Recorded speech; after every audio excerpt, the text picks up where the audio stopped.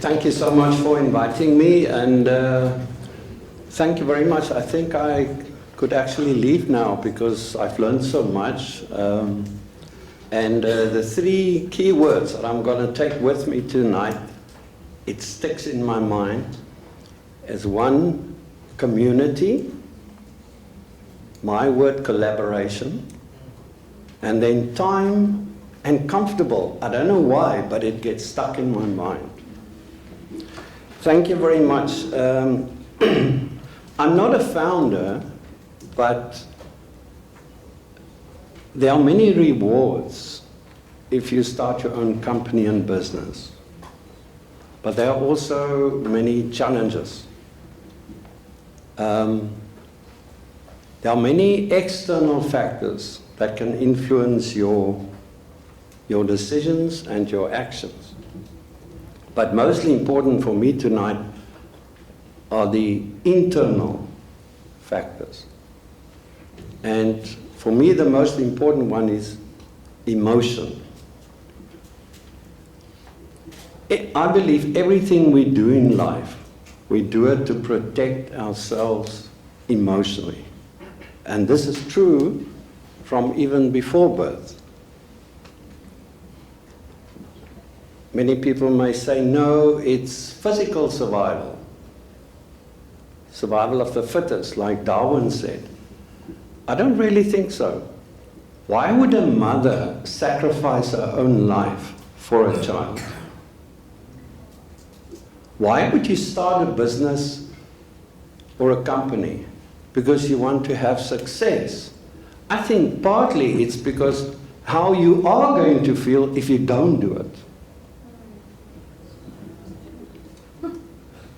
Think about that. So it's about emotions. From before birth, we experience emotions. Some of it you filter out, you block it out. Why? Well, who wants to remember trauma? But the second reason is because some emotions are suppressed more easily than others. It depends partly on your personality type. Some people fight when they're afraid. Other people please. So what you do is the more emotions you suppress, the more you compensate with your dominant side of your personality. But in the process, as you suppress feelings, you become more sensitive to them. And that I've seen in practice so often, that people reach a peak of success and suddenly they doubt themselves. Because why can't I go further? I've gone through so much trouble in my life and I've actually dealt with it. What's wrong with me now? So that's because you've suppressed too much.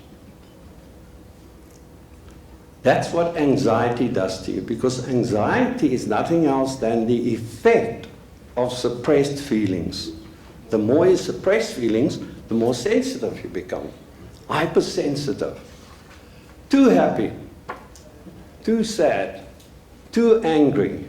Too driven. So, anxiety actually starts when something unexpected and unusual happens. You don't like it, you suppress it. But now the brain is automatically geared in the limbic system to trip off with a fight, flight, freeze response. So now you want to prevent yourself from reliving that feeling. So we as human beings are very ingenious, other than animals. We think linear. So what we do is we think ahead. So now you want to anticipate what's going to happen so that you prevent yourself from reliving the past. And we know what happened with the markets crashing not too long ago, when all the prediction models didn't work that well. So you suppress and you anticipate. And now you live in the past and the future. You question yourself about things you've done in the past, you feel guilty, and you don't want to feel guilty again. Now you create all kinds of scenarios in the future to prevent them. The problem with that is, how do you anticipate unforeseen things, situations? How do you prevent unusual situations? How do you know what they are? Well, the brain is very ingenious. You create scenarios. You ask what ifs. And before you know, you're living in the past and the future. So, Epictetus, the Stoic philosopher, or his Greek name Epictetus, he was born in slavery. And he lived in Rome. He was Greek, but he lived in Rome under the reign of Emperor Nero. So you can imagine, if he was a slave, what he had to endure. He argued that all external events are uncontrollable. And what you got to do is to accept it with calmness and dispassionately. So what does dispassionately mean? Not that you don't feel and you are only rational. You acknowledge these feelings, but you don't let them control you. Now that is easier said than done. So how does one do it? Well, fortunately, we have neurobiology these days. Calm and dispassionately means a lot for me. How do you become calm? The moment you become aware of your breathing, you access the frontal lobe. The frontal lobe is the home of your intuition, fear modulation, attuned communication, insight. All of these things. But simultaneously, you also access the subconscious, which is the home of all your knowledge,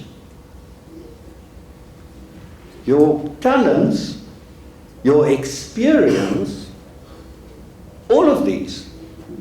So the moment you become aware of your breathing and you wait, the answers will come to you. Think of great inventions in the world. Were they actually intentionally thought of, or did it come to them? I urge you to also take care of yourself as founders, and not just find time, let's say here and there, 2 minutes or 15 minutes, but actually on a daily level. You can do it right here and now. If you just become aware of your breathing, you become still, and the answers will come to you. You can do it any time of the day. At night when you can't sleep and the hamster is running, you can focus on your breathing and you'll be surprised. Thank you very much.